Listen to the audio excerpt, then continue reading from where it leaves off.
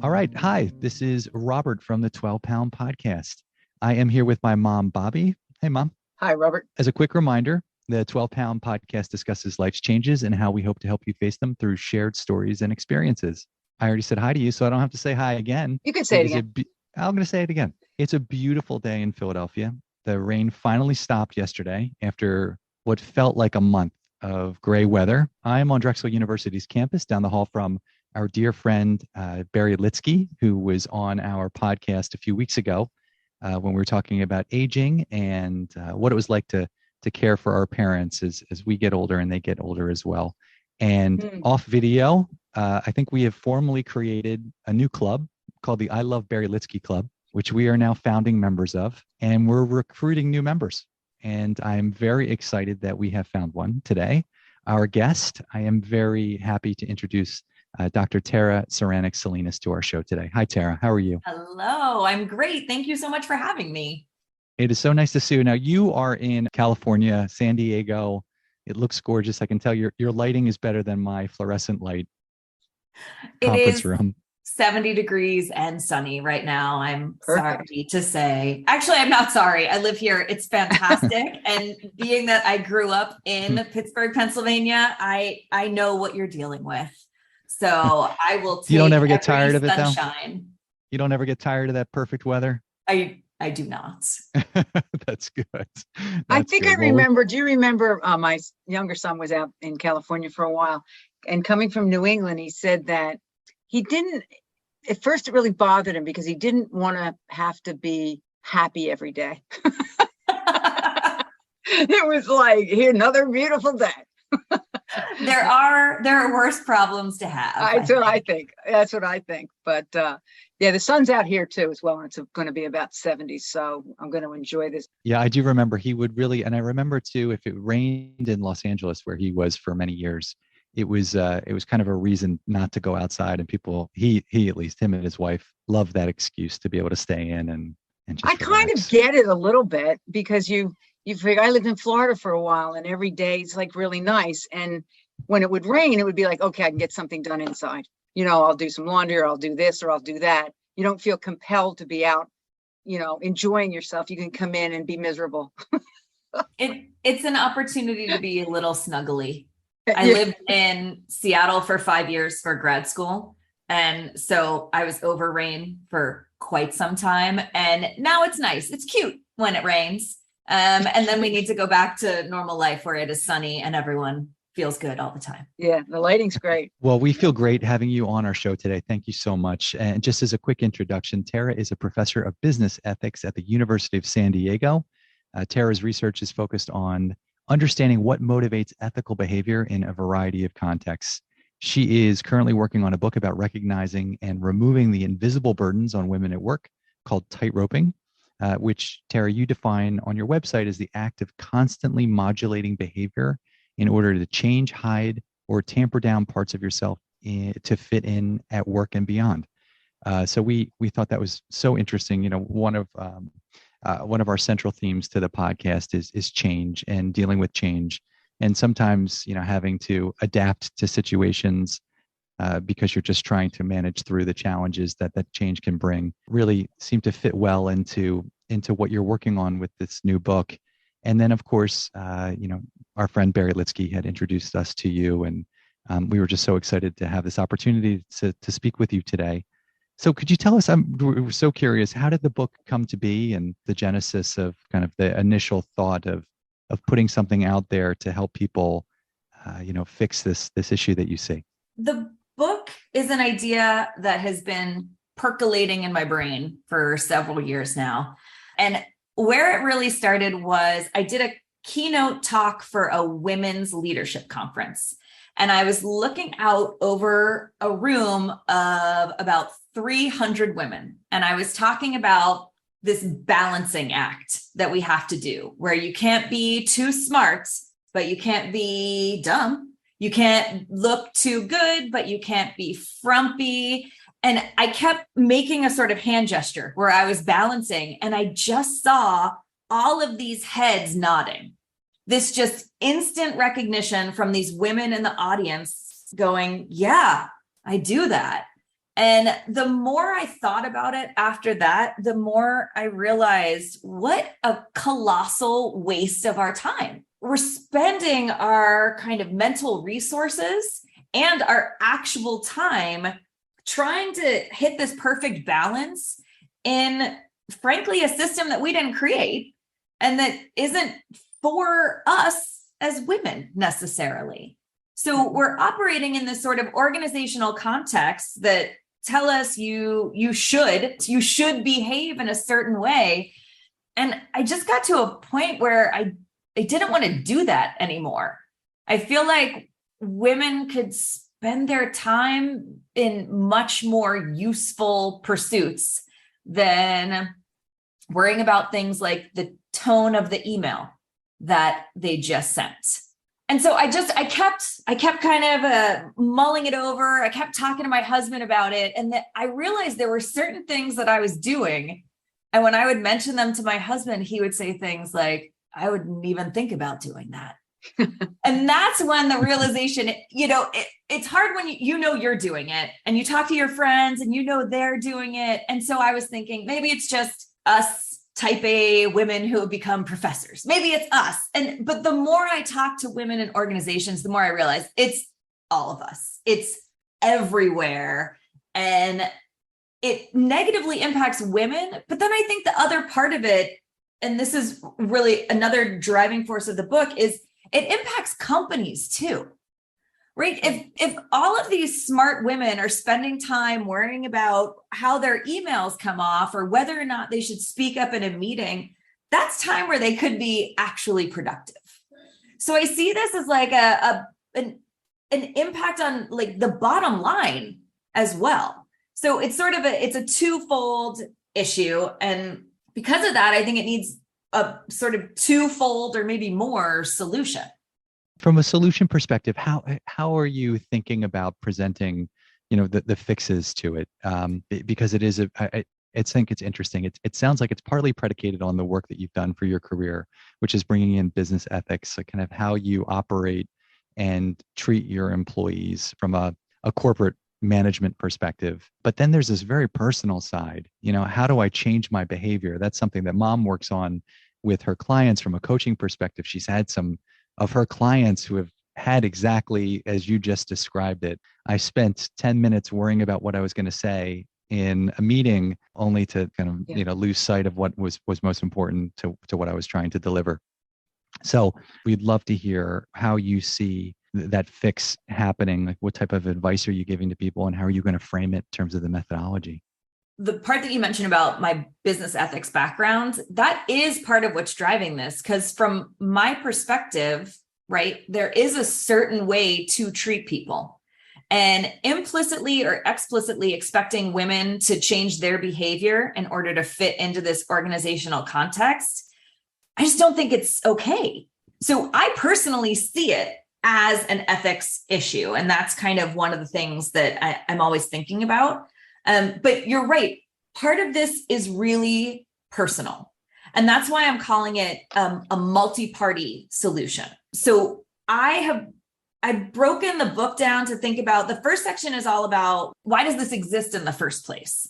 And so I talk about cultural structures and patriarchy and misogyny and all of those not very fun things to talk about. But then I have a whole section about personality and why we behave the way that we behave. Because sometimes I forget that I'm sort of set in a very specific environment. Everyone around me studied social psych. They know psychology literature. Like that, it's just second nature for us. And then I realized normal people don't talk about this stuff all the time like we do.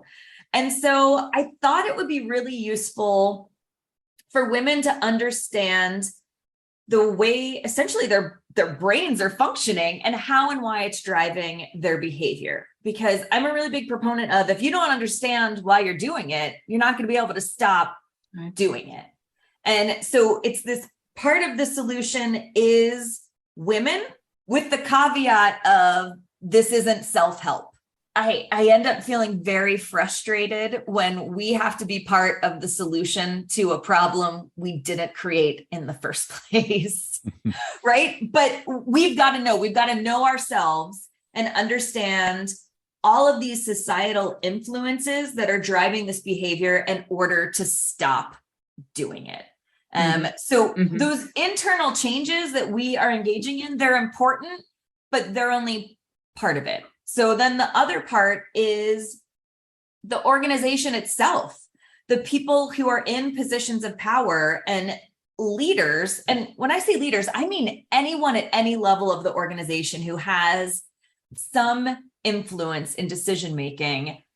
They've got to speak up and support women. And one of the things that I'm advocating for, and it's hard to do, and I know I even have trouble doing it, is calling out the inappropriate and bad behavior when we see it in a way that is not behind closed doors. So when a sexist comment is made, it's not, oh, haha, that's just how he is. It's that comment was inappropriate and not aligned with the culture that we are creating here. Because unless women start to see leaders in the organization supporting them, they're going to assume I got to keep on tightroping. I got to keep on hiding these things because no one is protecting me. And so you've got sort of the organization doing a better job at calling out the bad behavior. You also have to work on diversity, equity, and inclusion in organizations, and not in a superficial sort of way. Not in a, oh, check out the link on our website.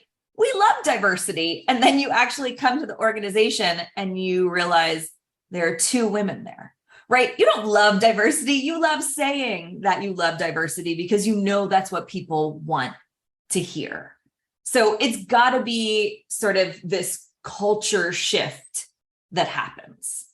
It has so much to do with women that I've been coaching that, are incredible women, whether they're in the corporate world, whether they're entrepreneurs in a business, even their own that they have a part of, but they're usually surrounded by men. The women that I've coached actually are usually surrounded by men. And I'm certainly not male bashing, because sometimes a lot of it is their interpretation. Their interpretation of what they think these men are thinking. That's how exactly do you know that? right. How do you know what he's thinking? Well, I don't think he'd want to hear that. Really? Did he tell you that? So there's so much involved in the why. There's also women. There are women that don't help women. Yes. Women have to help women. When a woman gets a promotion, now she's one of the guys and acting that, you know what I mean? And not supporting women. So, there's so many pieces, but the piece I find the most with people that I coach, I love this book. I want this book. I think this book would be terrific for, I went to IPEC coaching. I think you should sell this book to them because it's such a huge part of coaching. It's almost 90% of it, because the bottom line is, which it took me a long time to grasp, is I'm not good enough. That's the bottom line. And I thought, what do you mean you're not good enough? You're brilliant. I was just like, how can you think, how can you, why, but all that nonsense. It doesn't, they do. You feel that way. And you don't have a voice, and you also, a lot of young women, they don't have any experience doing it anyway. The first time's the hardest, so it would be a great book for any kind of coaching courses, from what I'm hearing and from what I read on your thing. You even talk about the same thing. There's a section in there on SMART. We call it AIM SMART. I like it all. I like it about. Mom's excited, Tara. Mom's excited. I love it. If we could find a book agent or an editor who is equally excited, that would be amazing. What you said about the other people not realizing it happened, I just collected data on that for exactly what you said, because I was telling my dad about this book. My dad was in real estate for 50 years. He's in his mid 70s. And I was explaining this and he said, what are you talking about? I didn't know women do that. And I had this sort of, if men don't know we're doing it, why the hell are we doing it? Right. And so the data that I just collected, I got a sample that was just representative of US population. I focused on people who are working full time. And I asked, are you doing this? Are you engaging in tightroping? And then I asked, do you think other people are doing this? Because what I want to look at is, first of all, I do not think it is only women doing this. I think that any group that has essentially been systematically minoritized are doing this because they're trying to fit in to what a leader is supposed to look like. And it's a white guy. So all these groups are tampering down parts of themselves, but I wanted to start from my own experience and what I know. And I'm a lady and I've engaged in this behavior for years. And I don't want other women to get to their mid 40s and finally go, I don't want to do this anymore. Imagine the time I could have saved if back when I started my doctoral program 20 years ago, I didn't care and I wasn't tightroping. It could have been a very different experience for me. Absolutely. And it is what it is. And I ended up where I am and I'm talking about it now and I'm really happy about that. But I would love for other women to feel that they don't have to do this and that there are exactly what you were saying, Bobbie, the supportive women around them who are willing to speak up for them and advocate for them in organizations, because there are women who don't support other women. But the unfortunate thing is that is taken as an assumption and as if that is the way the majority of women behave. Yeah. So, back in the 70s is when the research really came out on the queen bees, right? The queen bee syndrome, like, oh, one woman is successful and then she holds everybody else down. That's just not the case. Yeah. But that narrative really works to sort of keep the structures the way that they are. Narrative and sometimes excuse. Yeah, exactly. To say, oh, well, I mean, we'd love to have if her she in a weren't, leadership I role. would be. Yeah. There's but she's a little catty, right? Yeah, she doesn't, exactly. and it's just an excuse. And you can't control someone else's behavior. So what you can do is be supportive. You make sure that that's who you are. I can't control what Jacqueline's gonna do in the meeting, but I sure as hell can control what I'm going to do. And it's just it's really interesting stuff because you said, what companies miss out on. Some of these women I've talked to, they're, they need to hear what you have. This isn't like, well, it's a bad idea. This is good stuff that you're just holding, keeping to yourself, because you're afraid nobody's listening, nobody wants to hear it. That's what they would say. I don't think anybody's interested in that. And that's such a misnomer, right? Everybody comes to the table with these unique experiences and skills. I just wrote a blog post on transferable skills and the fact that a lot of times we sort of ignore some of the things that we've learned in jobs that we think aren't quote unquote good enough to go on our resume. And I bartended in college and I wrote about the fact that bartending prepared me more to be a professor than many other things that I did. Right. Mm-hmm. So I think as women, we discount these useful skills. Like you want to manage a lot of stuff at once, go bartend on a football Saturday, right? You want to kind of tamp down students who are being obnoxious in class, deal with drunk people on a Saturday night right before closing. Like these are useful skills. Absolutely. And I think as women, we need to acknowledge that, but organizations need to get it as well. Like they are missing out on so much. And now women are being a lot pickier. Post-pandemic, I think companies need to do better at acknowledging those new skills. Otherwise, they're just going to see a mass exodus, right? We had the Great Recession or the Great Resignation And a lot of the reasons why women left the workforce, it didn't have anything to do with their job. It had to do with the untenable situation of life at home and work and family all at the same time. Right. So, I mean, I think that companies need to do better, or their pool of who they're going to be recruiting from is going to be way less fantastic than they want it to be. Mm-hmm. Yeah, it's a good Agreed. point. I think that's one thing about the DEI training that a lot of companies and employees are starting to get now. Something that seems to be, it's in there, but it's not as focused on, which is the fact that there are, groups of people who are coming into the workforce who don't have the traditional background, or don't have the traditional skills, or don't have the traditional resume. So rather than screening them out immediately, at the onset of a recruitment process, you better understand the fact that people from different diverse backgrounds typically have a more diverse upbringing and have seen different things and different jobs and different paths along the way. And it's those types of it's those types of skills that can really benefit an organization, because it creates healthy differences in the way that we approach problems.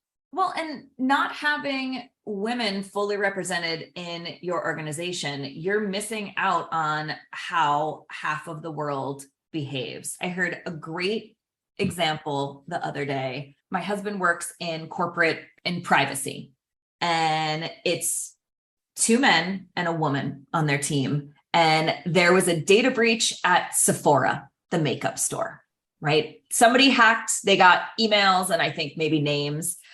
And the 2 men in the group said, oh, well, that's really it's going to impact Sephora's stock price. And the woman looked at them like they were crazy. She was like, no, it's not. They were like, what do you mean they got hacked? And she was like, we don't care. Sephora sells the one thing that I love to put on my face. Steal my data. I'm going to go buy my face cream. Right? That's just not a piece of information that would have been available had she not been in that meeting. And if you're going to make projections based on 2 dudes in a room, you are missing out on crucial information. That's all true. Earlier on, when we were kind of touching on ethics and corporate culture, and people feeling comfortable enough or safe enough to bring up, the things that are making them uncomfortable. Are you seeing changes in corporations? Is it starting to take hold? Or human resources policies starting to affect some of the change that you kind of would hope would happen? Or are people still scared to speak up? Changing culture is a slow process. When I teach about corporate culture, I say a lot of times people just kind of let it happen. And so for culture change to happen, companies have to be very specific about it. And so, Rob, you were talking about DEI stuff. Well, what a lot of companies are doing is the diversity part, where they say, oh, we want to see people who look different. And okay, that's only one component of diversity, right? So first of all, they're kind of missing some of the points. But then the other parts, the equity and inclusion, is where they just drop the ball. So you get these companies who love to tout, look at our newest class of interns. They're so diverse. And then they can't convert those interns into employees because they have no policies for legitimate inclusion. So instead, what happens is the people who are brought in as their new, exciting, diverse candidates are then the people they turn to go, hey, how do we do diversity? That's not their job. That's not the job of the new people to explain it. So I think steps are being made, especially post-pandemic, although, I mean, let's be honest, the pandemic is still happening. But as people are returning to the office more, I think organizations, they're starting to realize that there's a problem, but a lot of them don't know where to start to fix it. And so you get a lot of, let's start an employee affinity group. Okay, great. I'm not going to complain about that. That's awesome, but that's not sufficient to shift the culture. So they've got to bring in people from the outside, experts who can say, here's what I see happening, and here's what I suggest you actually change. And it's slow and it's not easy and it will cost money. But at the end of the day, if you have employees who are happy who are seeing that you are willing to invest in this change, they're willing to stick around when times aren't so great. You know, when they have that alignment between what's important to them and what the company is actually doing, there are benefits that go beyond the bottom line for organizations. And one of the sections in the book that I'm talking about is, what is corporate culture? What are its functions? Because again, that's what we teach. That's, you know, we think about that all the time, but a lot of other people outside of academia don't. So I wanted there to be an understanding of what are the pieces that make up corporate culture so that people can understand sort of where they can start making those changes. Because there's no situation in which somebody new walks in the door and is like, all right, new culture starting today. That's not how it works. Because there's still that guy who's been here for 40 years who was like, well, that's not how we do it. We got to do it this way because it's the way we've always done it. And so until those people start to leave and new blood comes in, you know, it's a tricky shift to make. Yeah. Or somehow, wouldn't it be nice if they didn't have to leave? You know, wouldn't it be nice? Wouldn't it be nice if they, you know, somehow people would just get a little more receptive to change? Because so many of our podcasts, that's what it's about. Change is hard. Changing light bulbs, anything I change, you know, it's, you have to think about it. Do I really want to do that? Do I, you know, so change in anything is hard. And especially when you've been doing something the same way, and it's not a horror, some of it's not a horrible way, but it could be so much better. It could be so much better, right? Well, so do we want better, or we just want to sort of just stay the same, you know, all the time? The same doesn't, I don't think, growth doesn't usually follow. Yeah, we've been the same for 40 years. Yeah, and you haven't grown for 28. Yeah, change is tough. And I was thinking before we were talking, use the word you have and Robert has a few times, uncomfortable. You know, how things are uncomfortable. And I don't know where I heard this. Maybe I heard it from you, Rob, because, you know, it was brilliant. Look at his face. He's like, shut up, Mom. Usually this is off camera, so I can eye roll. Yeah, he'll edit this anyway. We want people to be comfortable. We want them to be comfortable. Well, we make people so comfortable that's why they pull back. You know what I mean? That safety net, that zone. I think there should be, corporations should have uncomfortable weekends. We're going to take you to a spot and make you as uncomfortable as we possibly can and put you in every uncomfortable situation so that you can handle them. You know, we don't do that. We put people in comfortable situations. Well, and I think, Bobbie, who is the person whose comfort is considered? It's the majority, right? So it's as long as the people who have been there forever, who are usually white men, sorry, Rob, are kind of in the status quo, then those are the people who everybody wants to make comfortable. And if they don't want to change and they're not willing to have this discussion, it's a real uphill battle, especially when this change is being driven by younger women, right? I teach this women in management class, and I always say to my students, they're usually junior seniors when they take it. And I said, I need you all to go out into the world and own that you know what you are talking about. Right? There's this willingness to just sort of dismiss young women.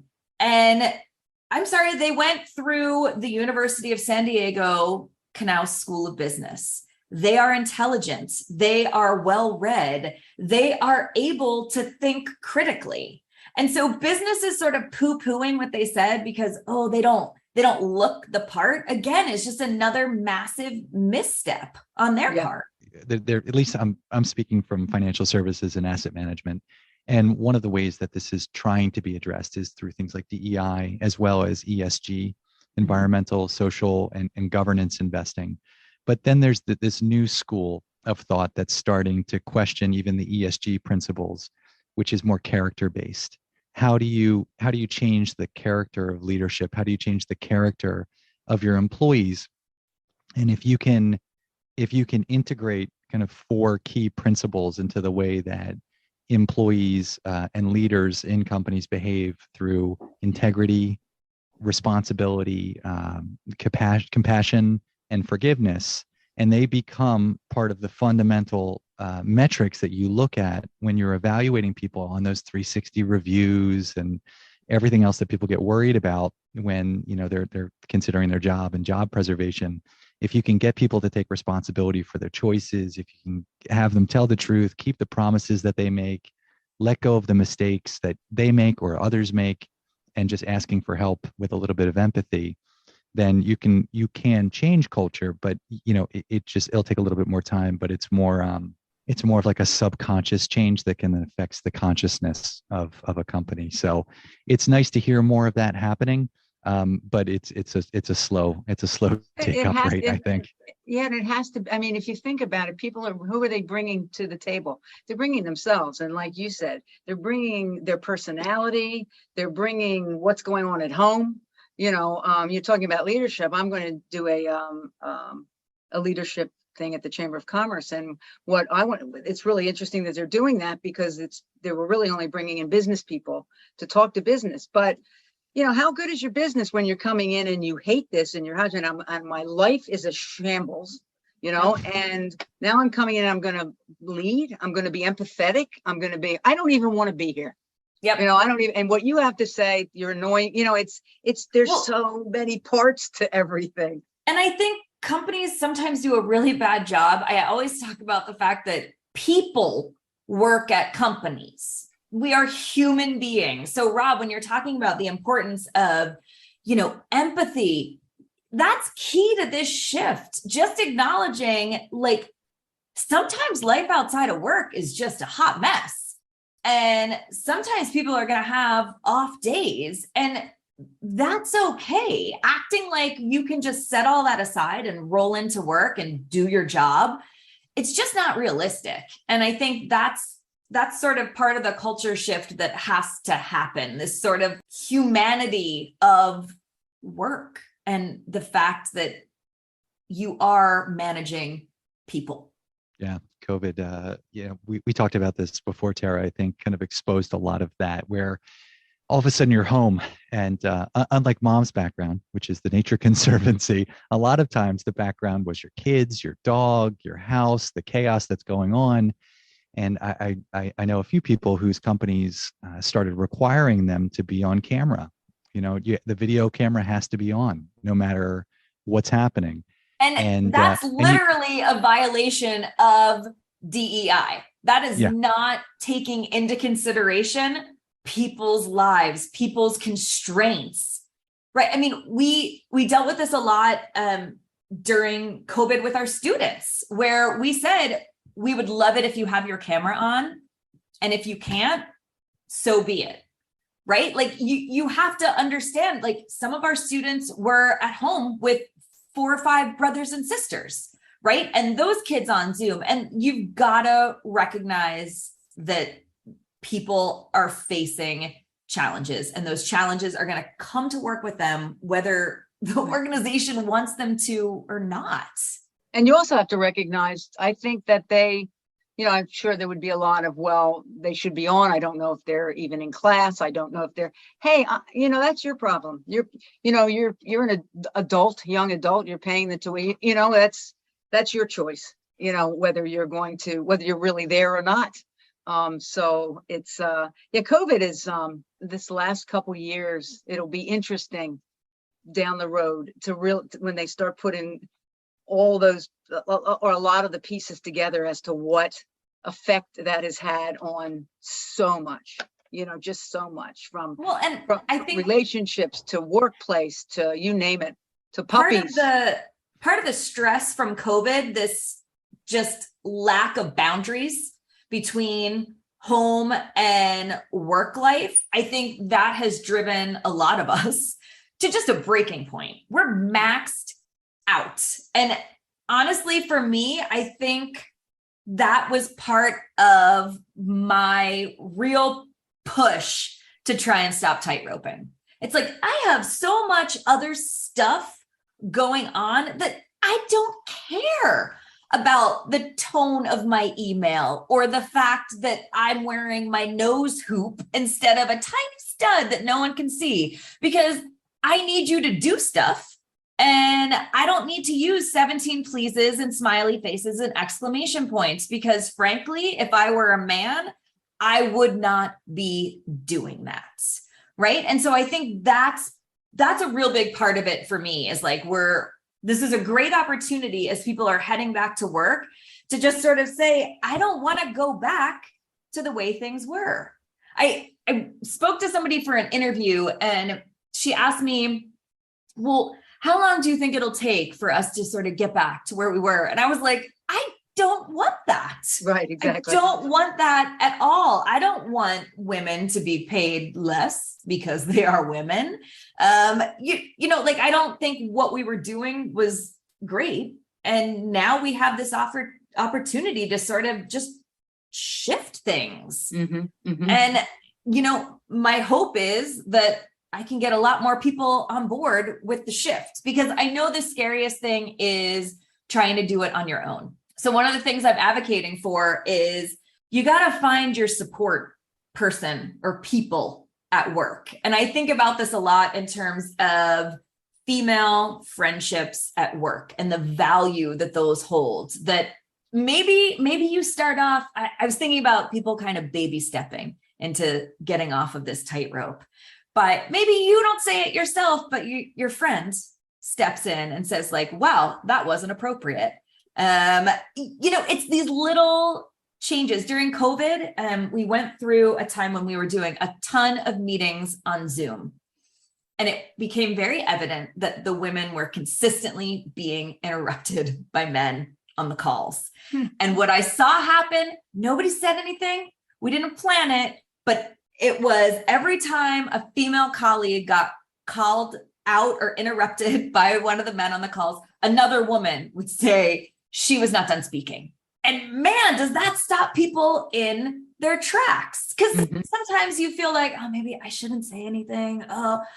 When somebody else says it, you're like, yeah, I was talking and I have some other things to say, right? So it's this having a sort of a little bit of a support network who's also essentially tired of tightroping, and you all kind of start to dismount a little bit at a time together. And I think that's an important part of sort of a safety net in getting off of this tightrope. Yeah. I was thinking about Robert and I were just talking about a woman I coached, and she wanted to, and definitely deserved more money. You were just talking about sort of, certainly gotten better. But, you know, she was going in for a raise, and her confidence level was, you know, I don't know. And it was funny with her. It was just a matter of her talking about why she was asking for this raise. You know, why did she think she deserved this raise? You know, what was this all about? And practicing what was so uncomfortable for her to say. And we practiced it. And even half an hour before she went into that meeting, I want to hear it. You know, I want to hear that confidence and that experience will take her. She did it, not me.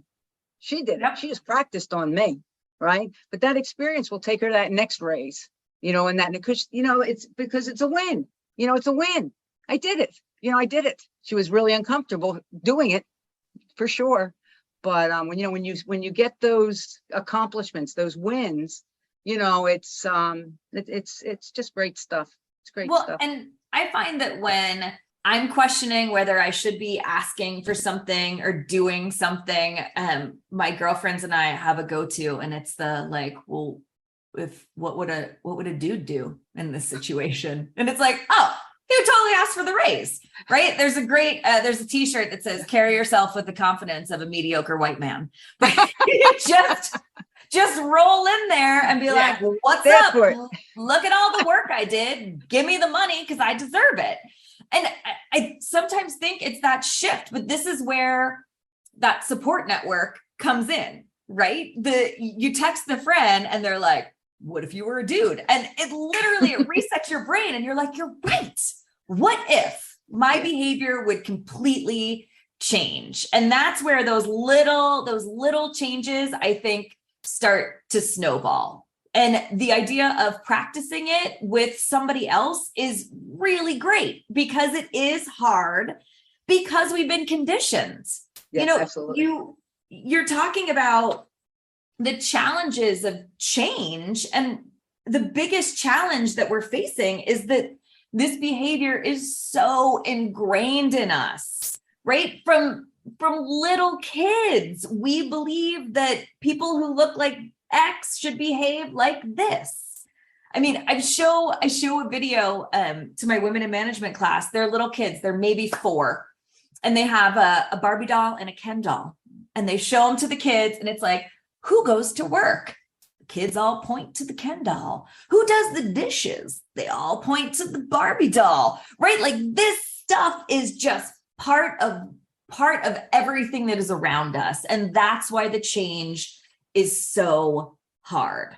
So like I said, it's not going to come quickly. It's not ever going to go away, but it's a process. And I think it's worth it because we have so many smart, talented, capable women in organizations now and about to graduate from college. And those women need to know that all of the skills, all of the knowledge, all of who they are is valuable in an organizational setting, all of it. Yep. And, I use a lot of academic research to support the things that I'm talking about in the book. And there's just so much out there about why women are essentially problematic in workplaces. And the researcher in me thinks, why did you do a study on whether or not women should be funny at work? Like, are there no other things we could be talking about in an organizational context, right? But like, you read these things and you see them and it's like, oh man, okay, so I shouldn't be funny because that men don't like it when we're funny. And I should look nice, but like, don't look too nice because like that is distracting. And I should also like not be rude, but make sure that I'm assertive, but not aggressive, right? It's just, that's the tightroping. That's the constant time suck that I want them to be able to set aside and not have to do for the benefit of them and the benefit of the organizations that they work in. Yeah. Hey, Rob, she was just talking about, Tara was just saying about what if, the what ifs. We did an episode, I think it's called What If, isn't it? Mm-hmm. What if? And I was just thinking it'd be fun to turn that around a little bit because our what if episode was, what if it doesn't work out? What if there's going to be too much, traffic and should I get? And what if? What if it does?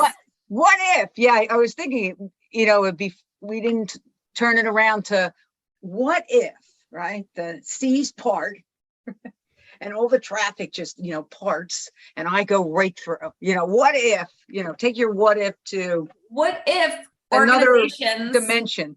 Yeah. What if organizations are filled with women willing to voice their dissenting opinions that are actually beneficial to the organization? What if fun and funny is part of the corporate world? Do you know what I mean? Women are funny. They are funny. There's nothing wrong, in my opinion, with a funny woman.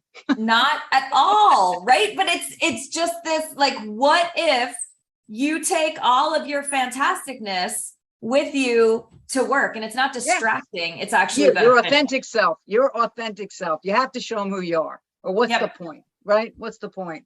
Yeah, this is who I am. Yeah. Good stuff. And if you don't like it, organization I'm working at, I will take all of this magnificence elsewhere. Yeah, everybody's not going to like it. Gets it. Yeah, everybody's not going to like it. That's why they make vanilla and chocolate. Everybody is not going to like your idea. They're going to, but that's where you talk about it. That's what it's supposed to be about, to discuss that idea too. And that's the thing, people are afraid to speak up because somebody's not going to like it. That's okay that people don't like it. It's almost like you were talking about your book. Somebody told me once, I was actually in real estate for a long time, and it was like, you get rejection. Well, how many did you get? 5. Well, I think you should get 20. Right. And it was a whole different way to look at something like, oh, well, that's number 9. right? So, just at least ignore- you're working I love towards something. rejection. I love Yep. rejection. Reject me. Okay, I haven't gotten to that point. I do not love it. All right. Rob, can you speak up to rejection?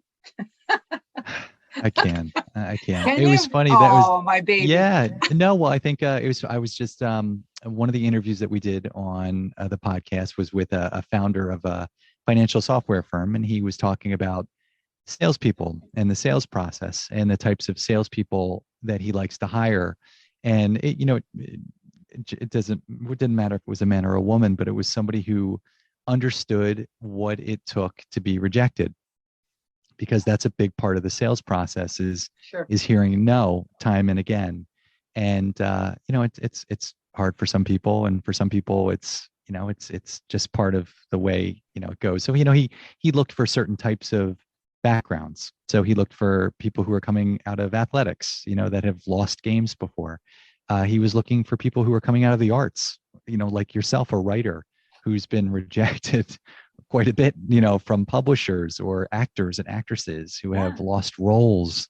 So I really admired the way he thought about the hiring process, because it took losing into context, it took losing into account. And I thought that was unique. You don't hear that a lot. You usually hear about. You have to be able to shake it off. You have to be resilient. You have to shake, exactly. And, and I think kind of taking this conversation full circle, when you speak with people who come from various backgrounds, particularly different socioeconomic backgrounds, there could be more hardships on their resume. It's not in writing, but it's in them. So you get to pull those experiences from them, and then they can apply that to the workplace in a way that other people can then replicate, which is, you think this is hard? This isn't hard. When's it due? 10 o'clock tonight? This isn't hard. We'll be okay. We'll be okay. So I think that's the kind of, behaviors that, getting Mom to your question, when you hear that, unfortunately, when you hear that, it's definitely the brightest star in the room in terms of conversation, but it's also the most unique. It's like a comet. It comes every 30 days. You hear someone speak like that, and it's refreshing when you do hear it, but it's fewer and far between. And I do hope, Tara, that your book gets published sooner than later. Me too. Me too. Thank you. And in the meantime, you have a wonderful website, www.terasalinas.com, and I'll spell your last name. It's going to be on the podcast, but it's SALINAS.com. And you can find more information on Tara's research, what she's working on with tightroping. I love that you're soliciting people's stories. I'm sure you're going to have a lot of anecdotal evidence that's going to go along with your, with your data and research that you're going to be doing. But this was just a fantastic conversation. We really appreciate it. We really appreciate your time. We'll definitely push this. We'll push this episode of the podcast out to every publisher we know. And thank you. And if it doesn't get published right away, you can re-listen to this episode over and over again on our website, which is www.12poundpodcast.com. You can find this episode and our past episodes. And I'm going to say it one more time because we really did enjoy this, at www.terasalinas.com. We hope you check out her research. We love the conversation. We love Barry Litsky, and we hope to see you in person soon in the Philadelphia area. Thank you. I will.